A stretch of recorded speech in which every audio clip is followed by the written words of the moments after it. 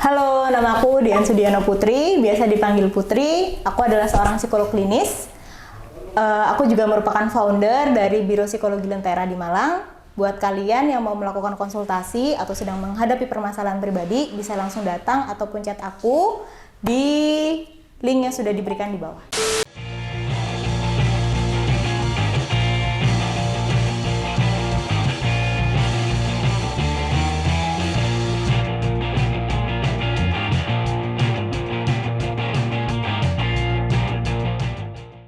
Action.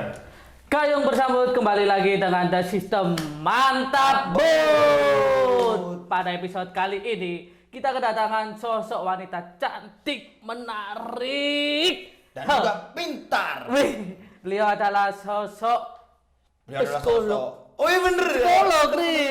Psikolog dia itu. Oke. Coba. Selalu Mbak, selamat datang di The System. Oke. Selamat pagi, Thank you, Mbak. selamat Gimana pagi. kabarnya, Mbak? Alhamdulillah. Alhamdulillah baik. sehat. Ngomong kita bahas apa nih? Oh ini Apa itu? ya, permasalahan mentalitas milenial dan pengaruh kesehatan mental di masa pandemi juga. nih, Nah, Mbak. gitu loh, Mbak. Oke, pandemi ini kan terjadinya di dunia ya, nggak cuma di Iya. Indonesia aja. Dan tadi benar banget nih yang disampaikan, milenial tuh lagi bergejolak banget nih di masa pandemi. Kenapa? Karena kita tuh terbatas banget gitu. Jadi kan harus di rumah aja, terus ada protokol pakai masker lah, jaga jarak lah dan lain sebagainya. Padahal sebenarnya milenial hobinya apa sih? Berdekatan Mbak. Nongkrong. Oh, nongkrong. Cangkru. Kan? Gitu. Terus padahal apa? Banyak kafe-kafe ditutup, ya Iya. kan? Atau kalau nggak menerapkan physical distancing yang duduknya jauh-jauhan, nggak bisa yang kerumun-kerumunan gitu. Akhirnya mereka tertekan gitu loh. Jujur Li, aku sendiri tuh sekarang lagi banyak dapat kasus-kasus seputar usia milenial. Jadi kayak SMA akhir sampai kuliah gitu. Itu adalah kasus yang banyak sekali sedang aku tangani saat ini. Entah itu kayak terkait sama masalah perkuliahan, sosial dan lain sebagainya. Dan sayangnya adalah impact terburuknya itu adalah mereka itu cutting gitu. Jadi coba untuk melukai diri atau bunuh diri. Wih, sampai segitunya ya, Mbak? Sampai segitunya gitu. Itu sebenarnya sampai segininya sih emang seberat apa sih masalahnya gitu. Cuman balik lagi kita harus bisa objektif dalam melihat masalah yang mereka hadapi ya. Karena bagi kita mungkin masalah sepele tapi bagi mereka Bisa berat. berat tuh. Tapi ini kan kalau kembali ke masa lalu ya, Mbak ya. Masyarakat sekarang ini kan lebih masalah Iya, masalah mental itu daripada masyarakat dulu. Itu kayak gimana, Mbak? Kenapa anak sekarang jadi gampang kena mental Dia problem? baper, down. Karena segala sesuatu saat ini tuh mudah gitu loh. Kayak kita cari informasi apapun tinggal klik di YouTube, klik di Google keluar. Instan Sedangkan ya? kalau mungkin generasi X dulunya itu kalau kita mau belajar ya kamu cari buku, kamu ke perpus gitu loh. Misalnya kayak aku mau ujian matematika ya aku belajar gitu loh. Aku belajar, aku bingung, aku coba tanya temanku, tanya guruku. Tapi anak sekarang saking gampangnya cari informasi, jadi akhirnya meremehkan. Jadi kalau misalnya kamu harus dari sini ke Sidoarjo, lewat mana? Lah iso yo golek sing Wis, gampang gitu loh wis, maksudnya. betul, Naik travel Mek. aja Ya, misalnya ya, gitu. ya. Kalau orang dulu biayanya adanya berapa? Kalau sedikit ya udah kita cari angkutan umum aja Ya. atau mungkin ya cari hal lain lah yang memang sampai sana itu dengan uang yang terbatas itu mereka bisa optimalkan. Tapi anak sekarang kan nggak peduli gitu. Uangmu segini, naik Gojek nggak bisa, naik Grab nggak bisa, sewa travel nggak bisa, ya udah nggak jadi berangkat Nggak jadi gitu loh. berangkat.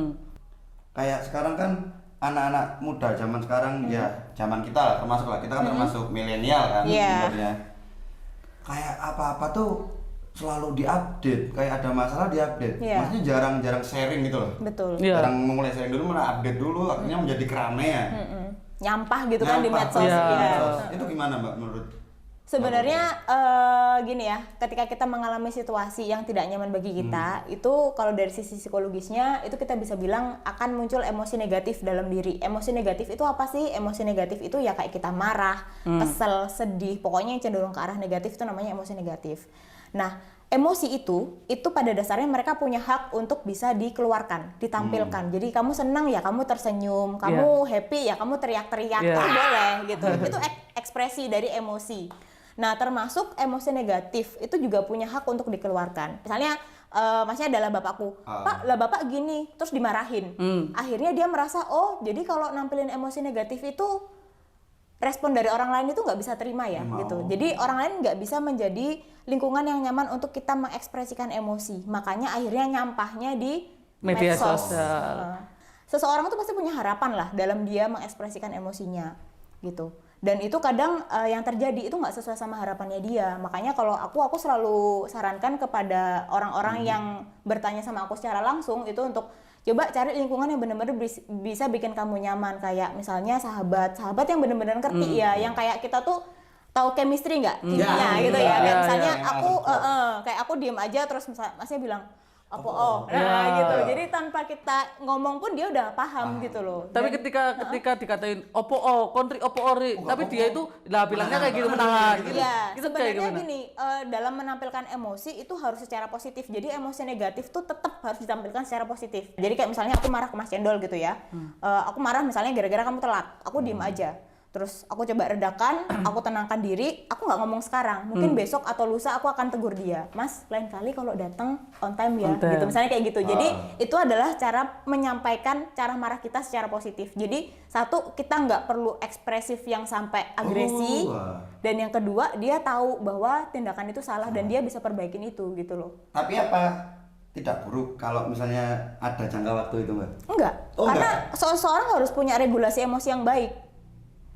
Berarti balik ke personal masing-masing. Iya. Pada akhirnya. Berarti kalau misalnya nggak ada kesadaran gitu Mbak, Susah makanya. berarti harus ada komunikasi ya Mbak? Iya, Jadi memang ya aku bisa sampaikan bahwa kalau memang orang yang meledak-ledak yang tiap kali marah langsung wah miso gitu misalnya gitu ya orang itu nggak punya regulasi emosi yang baik sih.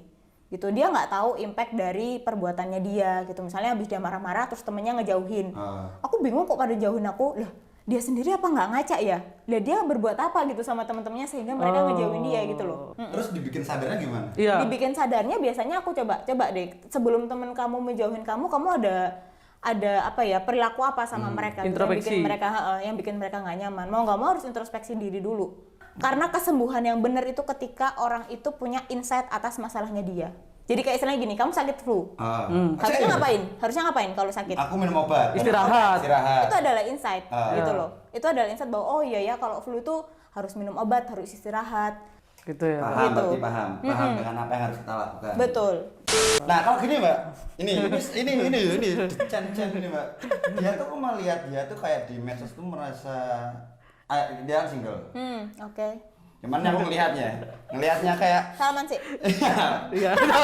Oh, Sama. Jadi gini Mbak, Oke. kayak Cendol ini, aku mulai sering lihat di media sosialnya. Malam minggu nggak ada yang ngajak main, udah kayak gitu aja bla bla bla. Terus kayak yang lain pacaran aku enggak.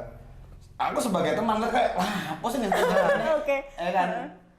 Sebenarnya tujuan dari mengasihani diri sendiri di medsos itu adalah caper. Oh, caper berarti kondol. Iya Pak, iya Pak ya. Iya sih. Soalnya Caper soalnya apa? Soalnya kan aku butuh perhatian juga Iya kan memang Mbak. gitu. Gitu loh. Satu nih kalau sekarang kita ngomongin soal karakteristik pribadi nih Iya, kan. iya. Mas Cendol usianya berapa? 28. 28. Itu udah di fase dimana orang tuh udah mau cari pasangan. Ya. Gitu loh. Jadi tuntutan biologis nggak bisa Bohongin. dibohongin gitu loh. Kebutuhan ya, ini mah Itu kebutuhan ya. gitu. Yang kedua, Mas Cendol dan Mas siapa Erik. nih? Erik itu apa ya? Tumbuh jadi orang dewasa tuh dalam konteks yang berbeda. Misalnya sejauh ini selama ini Mas Erik itu misalnya dari keluarganya tuh ya ngasih perhatian secukupnya dan dia merasa bahwa oh ya it's enough gitu, cukup aja gitu. Kalau Mas Cendol enggak, misalnya dia dimanja tuh dari kecil. Jadi kayak apa-apa diperhatiin sehingga ketika dewasa nggak ada yang merhatiin, akhirnya apa? Cari perhatian gitu. Tapi pernah nggak Mbak? Apa misalnya ada yang ingin apa namanya tuh? Konsultasi. Misalnya aku konsultasi. Lapoy. Terus banyak tuh merasa kayak aku nggak bisa Rek ngadepin ini Rek. Oke. Ada pernah nggak ada pengalaman gitu? Pernah.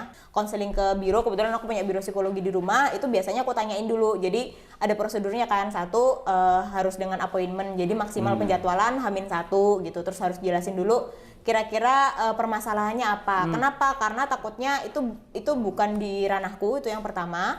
Yang kedua, ketika memang bukan di ranahku, aku prefer untuk nge-refer dia ke psikolog lain yang mungkin lebih kompeten. Akhirnya dilempar Mbak. Iya, karena aku sendiri harus sadar dong dan harus jujur dengan kompetensiku kan. Gitu. Ranahnya Kakak Putri ini apa di Aku sebenarnya ranahnya di klinis dari usia remaja sampai dewasa. Sebenarnya itu minat utamanya dan apa ya kemampuan utamanya tuh di situ. Jadi kayak permasalahan pribadi pada anak usia remaja sampai lansia lah istilahnya. Masalah yang paling umum deh. Kecemasan. Heeh. Iya kayak aku nih juga cemas kayak Iya aku. ya mbak. Kan Langsung curhat aja lah ya. Iya. Apa ya memandang pikiran kosong gitu loh mbak. Oke. Itu kayak apa ya? Oh ini apa sih? Jangan delok Detail masalah. maksudnya aku apa mesti mikir tapi pikiranku kosong gitu loh. Kurang fokus Itu kurang gitu. fokus. Oke. Itu kayak gimana itu mbak? Kalau kurang fokus bisa jadi karena apa ya? Kurang air putih ya. Kurang alkohol dong. Ini aku ngomongin soal fisik dulu ya. Mungkin nutrisi makanan yang dikonsumsi tidak terlalu dengan gizi seimbang. Nah ini makan minyak terus mbak, sambal minyak. Gak sehat makan badannya. Bukan body shaming loh ini. Iya. Oke, terus yang kedua sering multitasking itu sebenarnya nggak bagus. Oh itu malah gak bagus. Malah nggak bagus. Jadi kita jadi nggak mindful gitu loh ngerjain sesuatu. Aku kayak contoh gini lah. Misalnya gini, telepon sambil masak. Masak. Itu kan Oh. multitasking tuh. Aku tidak Nah, seperti itu, ya, aku sih salah satu orang kayak gitu, nggak bisa multitasking, Mbak. Nggak bisa. Nggak Aku bisa, malah bisa. beneran. Aku nggak bisa. Nah. Jadi aku harus mengerjakan satu dulu, Iya, selesai harusnya itu gitu langsung memang. Pindah mengerjakan. yang lain. Iya. Nah, harusnya gitu memang. Aku nggak bisa malah mbak. Jangan Kadang jangan aku- dibiasakan multitasking karena nanti jadinya apa ya kualitas dari apa yang kita lakukan itu benar. Tapi aku baru sadar loh ini. Soalnya apa kayak aku misalnya masak telur gitu. Nggak bisa nggak harus merokok. Mbak. Oke. Karena merokok adalah bagian dari hidup saya. Oke. Jadi sambil merokok gitu. Apapun itu. Iya, nanti jadinya nggak optimal gitu karena kita nggak 100% ngerjain itu gitu. Iya, aku sering kayak gitu. Berarti kalian harus fokus. Iya. Iya, harus Jangan multitasking terbiasa. jangan Harus kerjakan membiasakan satu diri untuk dulu, multitasking. terus satu keduanya dikerjakan, ketiganya dikerjakan. Aku nih melihat diriku ada perbedaan soalnya mbak. Dulu saat SMA, aku adalah orang yang cool. Maksudnya biasa gitu. Loh, beneran. Menurut Erik Brahma tuh yang emang anteng ngobrol dengan orang tuh yang kayak normal gitu loh. Oke. Seiring berjalan waktu aku punya teman. Wah temanku yang selengean yang kayak Habibi boy kayak gitu lah pokoknya dia. Aku kebawa secara nggak sadar, nggak ekspresif lah. Aku bisa bilang diriku ekspresif. Orang rumah malah seneng yang aku yang dulu kayak gitu. Oke. Kadang di rumah kebawa kamu malah dibilang kamu pakai narkoba. Jadi bawanya kayak gitu. Kesannya setengah ngondek kan. Iya. Iya kayak bisa begitu. Yang selengean gitu loh, Mbak. Nyeleneh gitu loh. Oke. akhirnya. Mas Erik ngerasa itu adalah apa ya sikap yang salah kan selama ini? Saat aku bersama dia nggak, aku menganggap itu nggak salah. Tapi saat aku ngajak dia, misalnya nih teman aku ya, Iya. si Loken lah, aku ajak dia, terus dia kayak gitu, aku yang nggak bisa kayak jangan kayak gimana malu kan nggak bisa nih. Tapi kalau nggak ada lo kan aku tuh kayak gitu, itu gimana mbak? Karena kamu tuh apa ya kagum sama dia, bukan kagum ya, merasa Aku sampai tulis namanya. membutuhkan dia gitu loh. Jadi akhirnya nilai-nilai yang dia miliki, Ditiru. sikap apa itu masuk ke kamu gitu loh. Makanya orang kalau mau cari pengaruh ya kamu harus bukan mengidamkan tapi harus ngefans dulu lah istilahnya kalau bahasa anak sekarang. Dulunya aku tuh pendiam terus aku gara-gara temenan sama ini terus aku jadi cerawak gitu misalnya. Ya karena dia pasti menilai kecerawaan teman-temannya itu baik gitu loh. Seru, menurutku Seru seru, gitu Ri. loh. Walaupun misal anggap aja itu hal itu salah, tapi menurut aku bahagia. Iya, ternyata asik ya misalnya gitu Iya. dengan bisa cerawak, being cerawak itu ternyata asik ya. Ya itu karena dia menilai positif hal itu. Kalau di psikologi cuman satu kuncinya, orang yang sehat mentalnya gitu karena kita nggak ngomong baik buruk ya kalau di psikologi. Orang yang sehat mentalnya adalah orang yang bisa berfungsi secara optimal. Udah titik gitu aja. Begitu. Contohnya misalnya Mas Erik sekarang bisanya apa? Bisanya ngomong depan kamera meskipun dengan gaya yang misalnya nih. Nah, gitu. Ya udah dioptimalkan aja. Kamu bisa cari duit lewat gayamu yang Betul. seperti ini, kamu happy. Kalau menurutku mental yang sehat itu atau mental health? Ya, mental health. ya. Itu Mental health. mental health itu kesehatan. Nah, kalau menurutku itu hal yang menjadi hal yang tabu, Mbak. Oke. Nah, itu seperti dengan dia itu jarang konsul gara-gara biaya atau oke. dia itu malu-malu. Nah, itu kayak gimana itu, Mbak? Kesehatan mental itu sama pentingnya kayak kesehatan fisik. Hmm. Jadi di badan kita itu ada jiwa, ada raga. Iya. Gitu. Itu udah satu kesatuan. Makanya kenapa kok kadang orang kalau mikir tiba-tiba aku pribadi nih aku curcol nih. Aku tuh kalau cemas, asam lambungku naik, itu pasti. Dulu aku tuh nggak percaya. Tapi pada saat aku kuliah S2, itu terjadi pada aku. Jadi kayak sama Allah mungkin kayak nyoh rasakno dewe gitu loh. Tapi kayaknya bukan mbaknya aja sih, banyak sih Iya teman-temanku kayak gitu. semuanya, tapi kan cenderung orang nggak aware kan sama Iya. hal itu kan. Sampai sakit banget, sampai Iya, sakit sampai parah banget. gara-gara Bahkan aku lambung. punya buku Dimana di buku itu tuh dijelaskan bahwa semua penyakit tuh pasti ada tanda kutip akar masalah psikisnya gitu loh. Jadi kayak orang yang sariawan, jerawatan itu tuh ada bahkan yang kayak gitu loh. Meriang. Itu berarti ada ilmu pastinya. Ada sebenarnya. Gitu. Akan pikiran. Iya benar, kalau orang sakit-sakitan tuh kebanyakan pikiran diabetes, hipertensi itu juga ada kondisi psikisnya juga gitu. Selain karena memang pola hidup mereka yang tidak sehat ya. Kalau misalnya kondisi sehat, pasti fisik sehat, pikiran kacau atau dibalik. Iya, itu sering terjadi sih, Mbak. Bisa. Karena gini, bukan berarti terus kalau misalnya sakit diabetes, oh pasti ini deh. Banyak pikiran. Nggak selalu seperti itu. Tapi misalnya gini, ada orang yang sudah kena diabetes, terus dikasih obat sama dokternya. Biasanya kan kalau orang diabetes tuh per bulan gitu ya. Harusnya dengan obat gula darahnya Meredah. stabil nggak? Stabil. Maksudnya normal kan Normal, ya. harusnya. Tapi kok dikasih obat pun misalnya tinggi ya. Nah, itu deh something happen. Akhirnya biasanya kalau di rumah sakit tuh coba ibu ke psikolog gitu.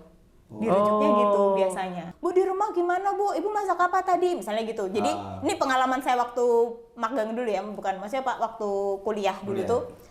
Kan kita praktik di rumah sakit juga, terus ditanyain gitu ya, saya coba tanyain, Bu tadi di rumah masak apa Bu? Iya masak ini, Neng anak saya tuh, nah ini Gitu.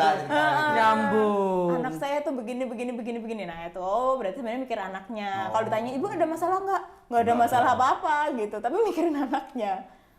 Praktek, aku. Coba. Oke. Bisa ya? Tes 2 orang lo ya, langsung 2 orang, Mbak. Kenapa? Langsung 2 orang. Orang. Tes, bentar ya. Jangan lupa catat tarifnya ya. Masnya kesini tadi naik apa Mas? Naik motor, Mbak. Naik motor. Di jalan rame nggak? Biasa sih. Cuman aku tadi dalam kondisi kacau. Kenapa? Gila langsung. Dia cerita. Kak, tapi aja nih mbok setting sih kayak ngono uang. Enggak, aku enggak loh. Kita Settingan enggak. nih, settingan. Enggak, saya Enggak. Ya. Banyak sekarang masyarakat atau orang-orang atau aku pun atau si Eri seringkali update story Nyampah dari di story, ya nyampah. Aku sering melihat ada seorang yang menganggap dirinya itu terkena mental illness. Nah, iya, sering kan banyak banget kayak makanya itu. Padahal dia itu belum konsul. Iya betul. Nah, saya nggak nyalahin dia self diagnose sih, karena biasanya orang self diagnose itu dia juga browsing. Jadi kayak misalnya, aduh kok aku emosiku nggak stabil ya, misalnya gitu. Terus habis itu gampang marah, akhirnya carilah di Google emosi tidak stabil, keluar jepret bipolar gitu kan. Aduh bipolar, akhirnya konsul nih banyaknya yang di aplikasi Halodoc tuh, dokter. Saya kayaknya mengalami bipolar deh, udah kayak gitu. Biasanya aku tanyain, oke, tadi diagnosanya dapatnya dari mana gitu? Apakah sebelumnya sudah pernah konsultasi ke psikolog atau ke psikiater? Biasanya aku gituin. Terus, enggak dok, saya baca-baca di internet atau kata temen-temen gitu. Nah akhirnya aku sampaikan bahwa sebenarnya jangan sampai melakukan diagnosa pribadi karena belum tentu akurat. Sama halnya aku biasanya menggunakan terminologi kesehatan yang lain. Jadi kayak dokter bisa nggak mendiagnosa orang kena TBC apa nggak? Bisa kan? Bisa. Nah, tapi kan dokter itu butuh tools kan, butuh alat untuk bisa mendiagnosa kayak, oh masnya kena TBC misalnya gitu. Dari apa biasanya? Sakit lor TBC. Dari gejalanya kan? Gejalanya. Terus habis itu ada hasil tes atau rongsen kan? Biasanya kan kayak gitu kan, harus lengkap. Sama halnya kayak psikolog juga kayak gitu. Jadi nggak bisa cuma sekedar, aku tuh ini dokter, emosiku tuh nggak stabil gitu-gitu. Terus, oh ya Anda bipolar, nggak kayak gitu. Bipolar itu bukan yang perubahan mood secara signifikan. Jadi kalau bipolar itu episodik sistemnya. Jadi kayak masnya misalnya 2 minggu atau 1 bulan ini moodnya depresi. Jadi kayak nggak bersemangat, di rumah aja atau di kamar, pokoknya melakukan aktivitas apapun tuh nggak bersemangat. Jadi kalau di buku kita itu, di kitab kita itu ada 9, kalau nggak salah ya, ada 9 karakteristik. Terus di atasnya tuh ditulis setidaknya memenuhi 5 dari 9 gejala di bawah gitu loh intinya. Dan minimal terjadi selama 2 minggu yang beruntut selama 3 bulan. Jadi kalau nggak 3 bulan, aku nggak bisa mendiagnosa itu bipolar. Oh, Mbak Putri. Kamu mikir sama nggak fokus ya? Beneran dia bilang nggak fokus, bener. Mbak Putri. Di Mbak Ririf. Mbak Putri. Pertama kali kok bisa terjun di dunia psikolog itu kayak gimana, Mbak? Awalnya, Mbak? Kuliahnya harus di psikologi sih. Dulu tuh pengenku tuh jadi dokter aja pokoknya. Oh gitu. Ya tau lah ya, orang tua zaman dulu ya pandangan tentang dokter itu kan, wah tuh sistem top kayak ntar ya. Iya kayak Masa depan. yaudah tuh adalah pekerjaan terkeren gitu. Hmm. Terus ya karena kebetulan saya tuh berprestasi ya di sekolah gitu. Terlihat lah. Jadi akhirnya pengennya juga jadi dokter. Terus kuliah kok nggak keterima gitu. Yaudah terus bayanganku tuh cuman pokoknya aku tuh pengen kerja tuh yang soal kesehatan gitulah. Soal kesehatan karena aku tuh tertarik banget di bidang kesehatan. Dulu tuh nggak ada gambaran psikologi tuh kuliahnya apa ya gitu tuh nggak kebayang gitu. Terus setelah ingat banget untungnya nih ya nggak tahu ini ilham mungkin ya dari Sang Maha Kuasa. Jadi pertama kali hari pertama masuk kuliah kebetulan waktu itu mata kuliahnya psikologi umum dan di situ sama dosenku dijelasin psikologi tuh bidangnya banyak gini salah satunya psikologi klinis gitu. Klinis tuh soal kesehatan ya kita langsung lah. Oke, aku harus jadi psikolog klinis. Aku tuh langsung kayak gitu. Waktu itu dosenku juga bilang kalau mau jadi psikolog, kamu harus ngambil kuliah profesi. S2 gitu. Ya udah tuh sudah langsung terbayang di benakku. Oke, nanti aku harus kuliah ambil profesi gini ya. Itu sudah terencanakan dengan baik lah. Akhirnya jadilah. Kakak Putri yang sekarang. Kalau psikolog tuh gini, kita punya wewenang dan bukan wewenang, boleh untuk melakukan tes dan menganalisa hasil tes. Dan bikin laporan dan terus tanda tangan gitu di atas laporan. Keren kayak semacam notaris juga. Oh keren udah kan kapingin dah. Sebenarnya kan aku ngomong mang, pengen kuliah psikologi Lo kan dianya. memang di kurung tinggal Iya, tadi ngomong ini ngobrol aku sebenarnya pengen psikolog, guys. Cuman Mamen, bro. Akhirnya Psikolog. tapi nggak cocok lah. Soalnya kelakuanku kayak gini gak psikologi masa aku mau ngasih tahu.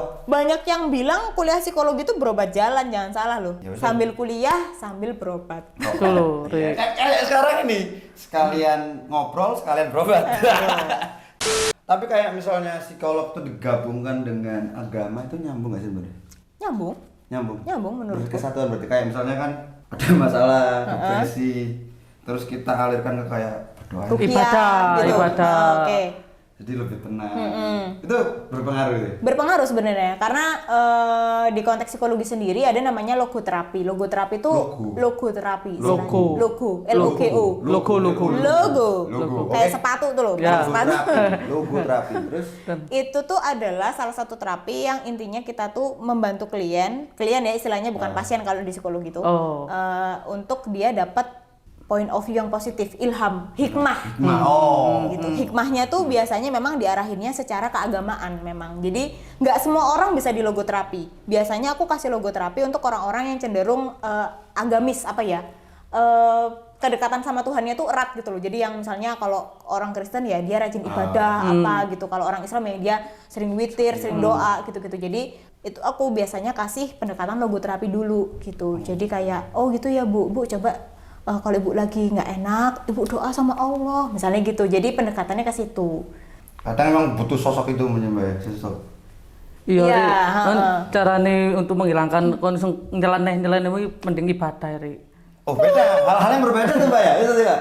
Aku harus tahu dia dulu, Oh, dia orangnya tahu. kayak gimana. Kalau dia misalnya lebih suka sharing kayak gini, maka aku akan prefer dia untuk cari temen yang bisa ngonter pikiran negatifnya dia, gitu loh. Jadi kayak apa ya, misalnya nih aku punya ketakutan, duh, lihat petir tuh mesti mau kiamat gitu. Itu kan pikiran yang salah ya. Nah itu harus dikonter pikiran itu.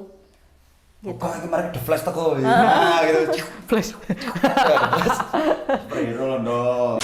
Aku mau memberikan intervensi itu harus dengan berbagai pertimbangan. Kayak misalnya orang punya fobia, itu ada berbagai jenis treatment, kayak misalnya disensitisasi sistematis namanya. Jadi kamu dihadapkan pada kecemasanmu tapi pelan-pelan didekatkan. Jadi kayak misalnya aku takut kucing. Nah, harus dicari dulu level ketakutanku tuh kayak gimana. Kalau kucingnya jarak 5 meter takutku seberapa? Kalau 1 meter takutku berapa? Kalau jauh takutku gimana? Itu kita harus punya skalanya dulu gitu. Itu kalau pakai teknik DS istilahnya. Terus ada yang flooding. Flooding tuh kucingnya bener-bener dihadapin di depanku gitu. Ini loh Kak, popo istilahnya kayak gitu kan. Tapi kan kalau aku tipe orang yang istilahnya daya juangku rendah, kamu bayangin aja kalau digituin Bisa shock. bisa jadi kondisi traumatis gitu loh bagi akunya. Trauma gitu. beneran ya, Mbak? Bukan Jadi trauma-traumaan ya? Bukan trauma-traumaan gitu. Pure trauma. Pure. Jadi gini mbak, ini kan Mbak Putri juga apa namanya, udah sering banyak kan klien ya? Iya. Kliennya udah. Klien. Iya, klien. Klien. Klien. Sama aja itu bahasa Inggris bahasa Indonesia. Klien. Sering kan menerima banyak. Terus pada akhirnya Mbak Putri bisa nggak menilai jati diri Mbak Putri Iya. sendiri? Bisa. Iya. Bisa. Aku Bisa mau sih. menebak boleh nggak? Boleh. Mbak Putri adalah orang yang ria. Ya. Ngerti lah, kok bisa baca pikiran. Wah, dukun ya. Oh, Nah, itu sering tuh aku dikatain Nah, dukun. itu aku sering gini, Mbak, aku sering juga Sering tuh aku dikatain dukun. soalnya kan ada aku setauku ada ini kan, ada kayak berita, bukan berita ya, ada aku browsing gitu kan, ada apa bener gak sih disamakan psikolog disamakan dengan Oke, dukun itu, bener nggak sih, Mbak? Beda lah, pendekatannya beda sih sebenarnya. Kalau dukun kan ya istilahnya menggunakan alat entah itu kayak Media. telur apa gitu Media kan. ya? Gua nggak pakai media itu. Gini lebih gampang tarot lah.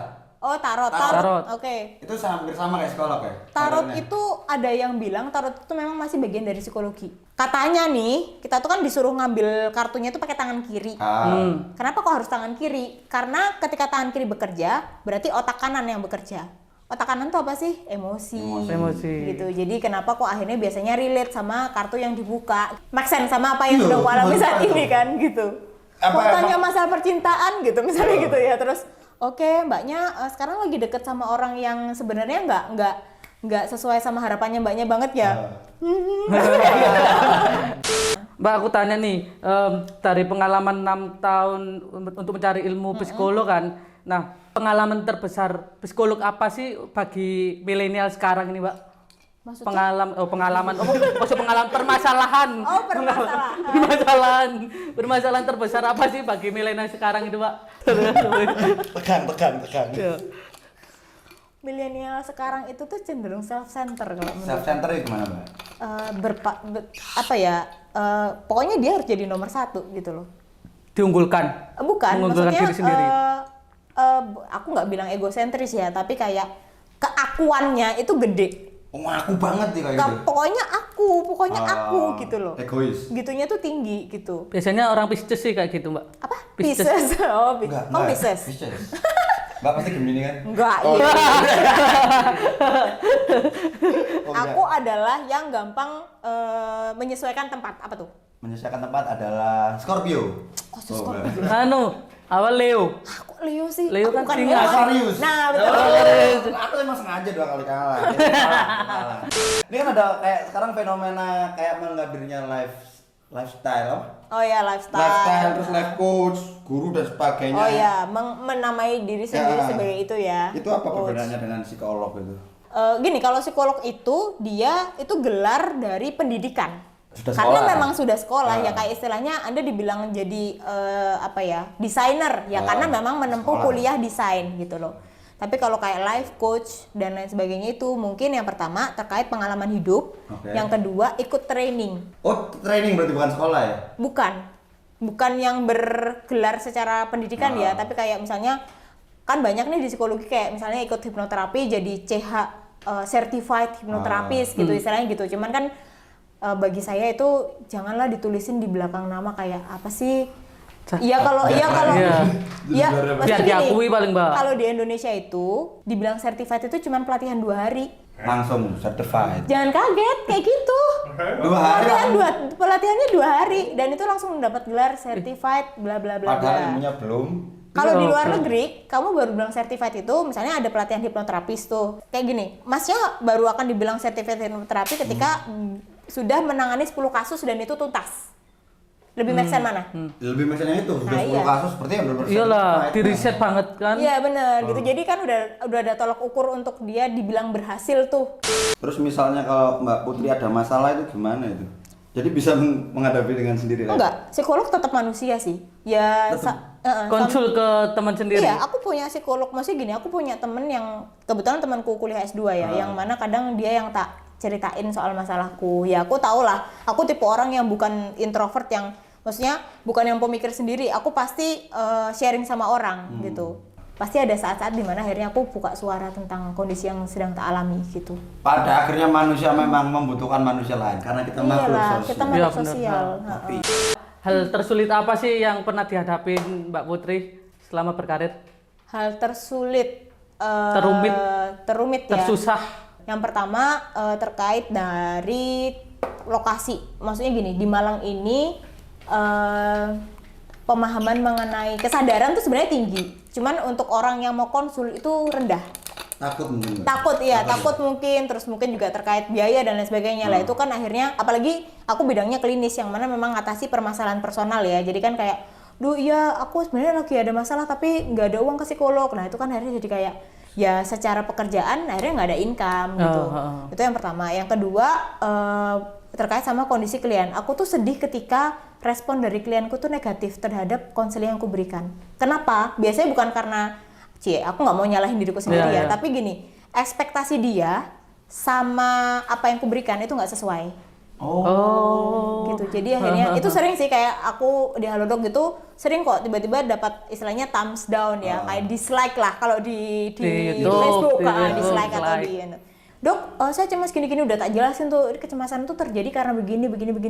Terus ujung-ujungnya terus obatnya harus yang konsumsi apa dok? Misalnya gitu ya. Terus aku sampaikan, mohon maaf untuk memberi obat itu bukan kewenangan saya. Terus tiba-tiba kayak responnya, ya elah tahu gitu. Nah gitu loh. Tuh, jadi ada perbedaan teman-teman antara psikolog dan psikiater. Benar. Itu harus diingat. Kalau butuh obat-obatan, psikiater. Kalau untuk curhat, Psikolog. ini Psikolog, Mbak Putri ya. aja. Mbak, rata-rata rate-nya berapa sih? Rata-rata rate Rate-nya lah. Psikolog rateku untuk Mbak Putri sendiri wis. Setelah mau konsul. konsul Di aku 150.000 per jam untuk konsultasi. per jam. Berarti kalau per 5 jam dikalikan 150 ya? Yes, gitu. Tapi itu tuh untuk konsultasi aja ya. Kalau konteksnya psikotes dan lain sebagainya, aku ada harga lain gitu loh. Maksudnya gini kayak psikotes. Mbak aku mau tes, aku pengen tahu ada masalah apa dalam diriku. Terus biasanya kan aku tawarin, nggak mau konsultasi dulu. Enggak mbak, kayaknya psikotes aja gitu. Nah psikotes itu memang harganya agak tinggi kayak aku rate 450 gitu ya. Tapi ada free 1 jam konsultasi. Ada tempat prakteknya sendiri, Mbak? Ada. Di mana tuh, Mbak? Di Biro Psikologi Lentera namanya. Aku tahu, Atau follow Pak. aja IG-nya dulu. IG-nya apa IG-nya? @biropsikologi_lentera. Nanti detailnya di sini ya. Ada nih. Nah, Mbak Putri ketika menghadapi klien ya. Kalian. Menghadapi klien itu pernah baper gak sih permasalahannya dari klien sendiri tuh? Baper pernah sih pasti. Jadi kayak ikut terenyuh Iya, gitu ikut kan. terharu gitu. Nggak apa-apa, itu manusiawi sebenarnya. Contohnya kayak gimana tuh, Mbak? Jadi kayak biasanya? misalnya dia ditinggal orang yang, karena aku nggak pernah nangis ya sama klien, makanya mungkin aku lebih cenderung salah kasih respon sih. Jadi kalau ngetes terus tiba-tiba jawabannya aneh terus aku, hah? Gitu. Ini jawabannya ya. Tapi itu dulu, sekarang udah nggak pernah. Sekarang harus belajar poker face. Jadi kayak, gitu. Jadi sakjane di hati. Wah, Iya. Bisa masuk gitu kan itu. tapi tetap harus genuine, jujur sebenarnya gitu. Jadi apalagi kalau hadapannya personal. Jadi kayak nih, lihat ya teman-teman, mereka tiba-tiba mengarah ke saya. Kenapa? Karena pasti tune in dalam pembicaraan. Iya apa iya? Iya benar. Kalau Tapi kan misal aku nggak tahu gini sana, gitu. kalau misal aku nggak tahu sana, aku ngobrol sama siapa gitu kan? Ini ada. Iya, atau enggak? Harus empati, bukan simpati. Harus simpati, bukan simpati. Bukan simpati. Karena kita bukan, karena kita bukan provider. Iya, Iya juga mentari. sih, ya. Loh, Mbak Putri, kebanyakan orang-orang psikolog itu kebanyakan cewek-cewek atau Kebanyakan cewek. 80%? 80% Karena cewek. masa cewek itu lebih besar, Dol. Perasaan ya? Padahal yang banyak dicari itu psikolog cowok loh terutama. Kenapa? Agak perlu hati-hati ketika klienku laki-laki yang kayak gitu loh. Jadi kayak aduh apa ya, takutnya tuh nggak sesuai ekspektasi dan lain sebagainya. Atau mungkin aku takutnya dia menceritakan hal-hal yang mungkin agak-agak tabu gitu. Tabu tuh kayak apa menurut? Tabu. Jadi kayak Tabunya. misalnya mbak aku kok sering onani ya gitu. Iya. Itu kan sebenarnya masalah personal yang mungkin dialami ya gitu. Karena pasti istilahnya kalau cewek umum itu pasti hah apa sih misalnya Iya, gitu. iya. Tapi kan kita Cici. harus memandangnya secara bijak kan gitu. Tapi Jadi pernah kayak itu? sering di Halodoc. Kemarin kalau misal ketemu langsung, itu pernah nggak? Pernah sih sebenarnya. Pernah ya? Dan dia nggak ngomong di awal gitu loh. Oh, Jadi ada ketahuannya intronya itu dulu. ada intronya dulu. Terus di pertemuan kelima mungkin ya. Di sesi kelima tuh setelah aku tes tuh aku ngerasa kayak kok ini stagnan ya. Nah, aku sebagai psikolog tuh akan kerasa kok. Kayak kamu nggak cerita apa inti masalahmu itu kerasa sebenarnya. Apakah memang ngerasa nggak nyaman sama saya? Kalau nggak nyaman juga nggak apa-apa, nanti saya refer ke psikolog yang mungkin lebih kompeten gitu. Nah dari hasil tes itu dan kita diskusi di situ, dia dihadapkan pada satu titik di mana akhirnya dia ngeluarin kata-kata itu dan mungkin dia malu ya gitu. Jadi akhirnya dia nggak balik lagi. Oh, gitu juga soalnya, Mbak. Sering gitu. Sering opo? Gitu. Oh, nggak bisa. Ada cuman menurutku itu saat nggak bisa tidur, hasrat itu dikeluarkan memang langsung kayak Perkembangan biologis tuh menuntut sekali gitu loh. apalagi di umur yang ini kan tinggi-tinggi Iya, kan. apalagi Iya, di biologis di usia ini kan seharusnya memang misalnya Mas Erik udah harusnya punya pasangan gitu sebenarnya ya gitu. Kalau bener nggak sih korban-korban seksual harassment itu harus butuh waktu untuk ngomong, harus berapa lama gitu? Oh, untuk yang dapat pelecehan seksual ya? Iya, gimana itu? Agar bisa speak up itu loh. Iya sih memang karena kan rata-rata cewek ya yang dapat ini Iya. yang dapat Korban lah, jadi korban. jadi korban itu apalagi kalau mereka masih di usia Muda. itu kan kadang mereka tuh nggak tahu kayak anak-anak tuh kan nggak tahu ya bahwa itu adalah hal yang impactnya tuh besar gitu dan baru sadarnya ketika mereka itu sudah di fase dewasa baru sadar bahwa itu adalah kejadian yang mungkin merenggut hal yang Penting. personal sekali dari dirinya dia gitu sehingga akhirnya jaga jarak dan lain sebagainya gitu dan aku selalu bilang bahwa kamu tuh tetap berharga seistilahnya orang tuh kan ngerasa kayak aku tuh udah nggak berharga lagi mbak orang yang memperlakukan dia seperti itu tuh misalnya dari keluarga terdekat kebanyakan kayak gitu ya malahan ya jadi kan dia mau menuntut juga susah mau ngasih tau orang tua juga susah gitu kan akhirnya ya itu aku bilang kamu tuh tetap berharga, kamu tetap bisa jadi pribadi yang baik dan lain sebagainya itu aku tetap bilang kayak gitu. Nah kasus kedua adalah yang gituin biasanya pacarnya, sehingga akhirnya Ini sering ini bangsat kamu dol. Psycho kamu dol. kalau pacarnya itu yang ada tuh biasanya ceweknya tuh malah kayak mengikat sekali karena kan merasa bahwa ya kan kita udah begituan gitu ya, Ya. jadi harus kamu yang nikahin aku gitu loh. Jadi diperlakukan kasar pun itu tetap mau. Oh itu sering terjadi. Iya, Jadi kan iya. terjadi abuse kan dan hubungan jadi nggak sehat gitu loh. Toxic kali. Terus ya bisa jadi si cowoknya malah main dengan cewek lain Ya, dan lain sebagainya gitu dan egois. dia tetap nggak mau pisah gitu. Ya itu tuh biasanya tetap koedukasi coba lihat deh. Kamu tetap punya impian kan gitu loh. Jadi tetap dibangun apa ya semangatnya dia kayak tadi kan intinya kesehatan mental adalah dimana seseorang itu bisa fully functioning gitu loh. Jadi jangan sampai dia nggak berkembang hanya karena kondisi yang bikin dia nggak nyaman gitu. Mbak ngomong-ngomong di masa pandemi ini kan 2 tahun ini di masa pandemi kan ya Pandemi. di masa pandemi kan banyak orang yang butuh perubahan psikis ya bukan mengalami ya bener Mbak itu sama aku aja Mbak mengalami perubahan psikis. Nah itu Mbak Ibu Tri sendiri sering nggak dapat pas klien-klien di masa banyak sekali banyak apalagi yang pekerja budak korporat sih bahasanya itu tuh banyak karena mereka harus WFH dan lain sebagainya gitu kan. WFH itu di rumah tuh malah nggak bisa kerja mbak. Saya sendiri tuh ngerasakan hal yang sama sebenarnya. Jadi kalau kerja tuh harapanku tuh aku punya tempat sendiri di mana di situ orang tuh nggak bisa ganggu aku gitu loh misalnya gitu. Sedangkan kalau di rumah kan ya kalau mereka mungkin udah punya anak dan lain sebagainya itu akhirnya bikin tertekan. Belum lagi yang mungkin kena PHK dan lain sebagainya gitu. Kalau dulu pernah aku ikut webinar itu sebenarnya dengan kondisi saat ini itu kita harusnya belajar untuk memahami kita dulu, memahami diri kita sendiri dulu. Mbak ini Mbak ada pertanyaan dari teman Mbak. Oke. Ada orang dia itu terkena anxiety atau sakit mental, tapi masih suka apa? Kecemasan. Kecemasan. Kecemasan. Iya. Anxiety itu bahasa Inggrisnya, bahasa Indonesianya kecemasan. Oh iya. Nggak paham. Ada aja itu. Tapi masih suka dianggap lebay atau berlebihan. Padahal dia itu merasa nyiksa gitu loh. Gitu loh Mbak maksudnya. Paham kan Mbak? Nah, itu gimana Mbak? Ya pertama dia harus sadar bahwa harus segera mengatasi kecemasannya itu gitu. Jadi datang ke profesional mungkin untuk setidaknya merasa punya untuk mendapatkan ruang untuk bisa cerita tentang masalah kecemasannya dia gitu.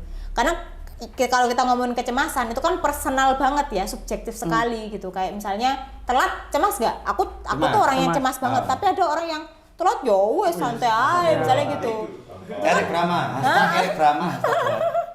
Ketika kita lihat ada orang lain cemas atau bermasalah, baiknya memang kita tanya gitu. Kenapa sih apa sih kamu kok sampai cemas? Kenapa kok kamu merasakan itu hal yang berat banget? Makanya empati tuh nggak gampang. Serius deh, nggak gampang banget. Aku tuh sampai sekarang aja masih belajar. Kadang Kalian datang cerita masalahnya kayak, aku diputusin kak, gini. Sebenarnya dalam hati, elah diputusin dong, gitu kan. Tapi kan nggak boleh kayak gitu. Aku tetap harus bisa duduk di kursinya dia, istilahnya kayak gitu loh. Aku harus bisa duduk di kursinya dia untuk paham. Karena kalau cuma sekedar ngomong, aku bisa paham, itu semua orang bisa ngomong kayak gitu. Paham pun bisa. Paham. Empati yang sulit. Empati yang sulit. Iya sih. Angel ya, setuju. Angel. Kayak kan misal ono masalah ndol. Aku paham masalahmu, Iya. tapi empatiku belum tentu. Iya. Kosong empatimu. Empatimu kosong, Ri. Belum tentu punya empati ya. Kayak oh ya ndol santai. Iya, karena kalau empati tuh bener-bener kita memahami dia. Jadi kayak misalnya dulunya kemana-mana dianterin pacarnya, terus pulang kuliah, pulang pergi gue kemana-mana sama pacarnya, dia nggak punya komunitas lain selain pacarnya gitu. Terus saran yang harus aku berikan nggak mungkin kayak sekedar ya kamu mulailah deket sama temen, nggak cuma sekedar kayak gitu dong. Udah dibilangin dari tadi. Lingkunganku tuh cuma pacarku aja mbak, kok malah suruh deket sama temen, kan nggak gampang Iya, toh. gampang. Iya kan, pada manduk-manduk semua ya. Bakso lu. Gitu. Lu enak yang mangan luwe. Gitu, Ya, kayak jadi gitu. mungkin intinya juga kalau punya pasangan jangan terlalu bergantung dengan pasangan. Iya. Karena bisa fail juga kan untuk kehidupan pribadi itu. Yo. Iya. Tapi harus gitu. Masa banyak cerita udah putus ngeluh. Sama pasangan itu kita harus sadar, makanya kita harus kenal diri kita dulu Sebelum memulai hubungan dengan sebelum orang lain. memulai hubungan, dan kita harus tahu dengan siapa kita mau menjalin hubungan. Tapi aku tuh sering mbak, sering introspeksi diri gitu ya, sering introspeksi diri. Tapi nggak hasil mbak, cari pasangan gitu. Introspeksi dirinya bentuknya kayak gimana? Ya aku ini kurang apa ya? Kurang apa? Terus kan pas kon introspeksi kurangnya kurang apa? Padahal aku ini wis Good looking. Iya wis, ya enggak aku lucu, lucu, enggak. bisa memahami. Cuman aku Terus sekarang aku Dek. tanya, Iya. terus sekarang aku tanya, masnya deketin cewek yang setidaknya memiliki karakteristik kayak mas nggak? Oh, ini seleranya tinggi dari dia, Mbak. Bu, iya, emang nggak masuk gini loh. ya Pak. Gini, kayak misalnya gini, aku merasa aku adalah orang yang bisa memahami laki-laki dengan baik gitu ya, karena kan pendengar, kalau kamu jadi pasanganku seumur hidup kamu free konsultasi gitu ya, misalnya kayak gitu. Jangan mendekatkan diri ke orang yang levelnya tuh tidak sama dengan kayak misalnya kita punya level 6 gitu ya. Kamu tuh naksir sama cewek yang levelnya 7 atau 9. Ya dia nggak akan mandang kamu gitu loh. Oh gitu ya. Makanya itulah kenapa disebut jodoh adalah cerminan Diri kita. Iya, makanya aku bolak-balik dekat sama cewek nih, Mbak. Heeh. Ada 17. Wih, buset dah. Itu dideketin doang tuh. Ya, soalnya nggak nyambung, jadi kan kayak udah nggak usah lanjut lah. Iya. Orang nggak satu frekuensi. Tapi kan aku pingin keturunanku lebih baik gitu loh Pak. Ya iya, nggak ada yang munafik, nggak munafik. Gak Kalau- Kevin dulu, kan masih kendal. Walaupun kamu pendek, Iya. nanti misalnya aku nggak ngajak pasangan kamu pendek juga bisa tinggi kok itu. Apanya? Iyalah. Bisa nggak?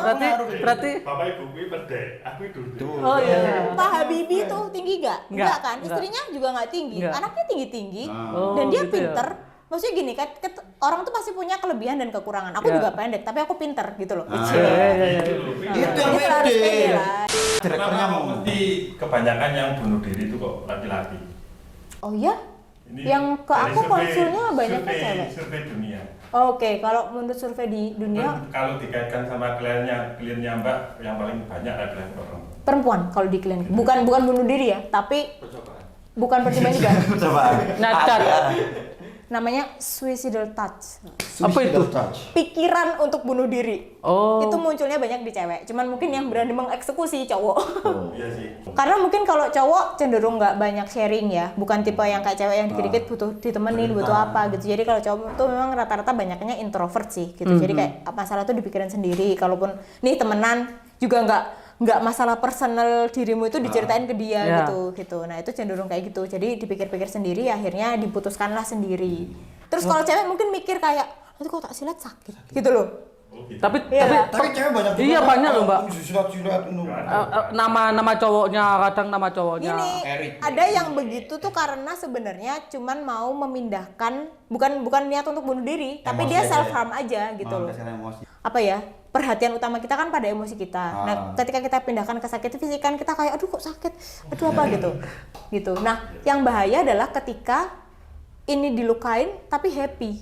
Jadi Wah, kayak psycho ya. apa sih istilahnya 6.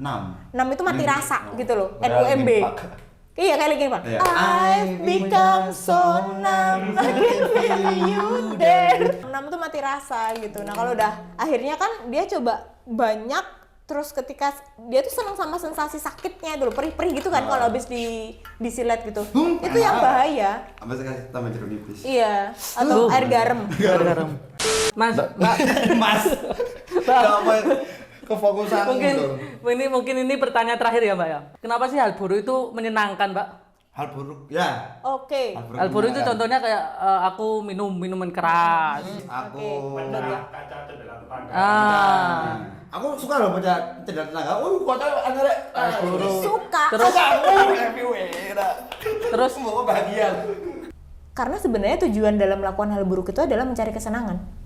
Ini gua senang kok sih. Ya, lagi.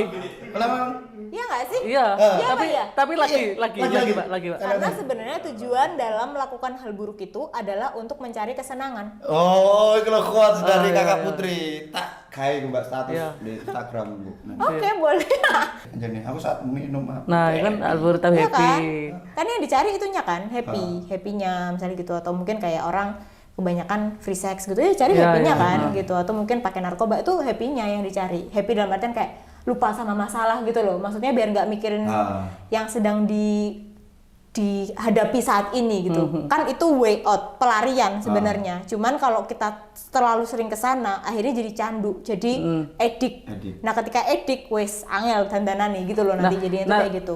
Nah, tapi kalau ketika ada masalah, misalnya aku ada masalah terus aku minum terus udah masalahku udah selesai, tapi besok itu ada masalah lagi, minum lagi gitu. Kayak gitu. Itu nggak apa-apa ya? Nggak Loh, masalah. ya apa-apa. Ya Lu apa ya? Ya apa-apa.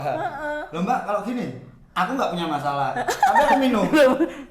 Tapi itu membangkitkan Kesenanganmu. Kan cari kesenangan. Oh, gitu ya. Soalnya aku sekarang nongkrong sama teman-temanku kalau nggak minum tuh nggak Kurang ada asik. nggak asiknya. Kenapa? Iya kan udah dimaknai secara positif kan, gitu loh. Iya, Oh. berarti badanmu negatif. Ya tak rubah Mbak, aku mau hidup sehat. Bentar.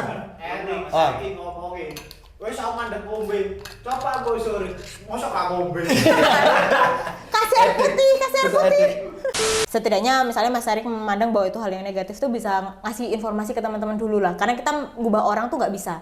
Yang bisa kita ubah hanyalah diri kita sendiri. Bentar Mbak, aku mau tanya.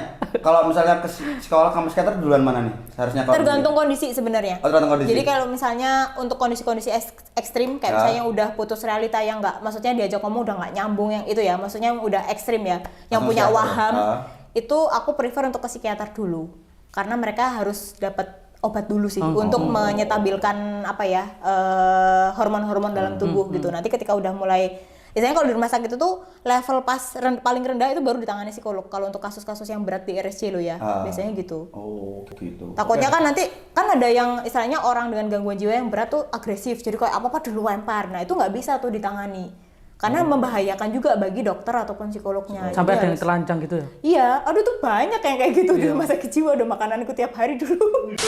Orang yang ke psikolog bukan orang yang tanda kutip hanya sekedar sakit mental. Oke, Orang betul. sehat pun itu bisa ke psikolog. Kenapa? Karena kita juga butuh berkembang kan.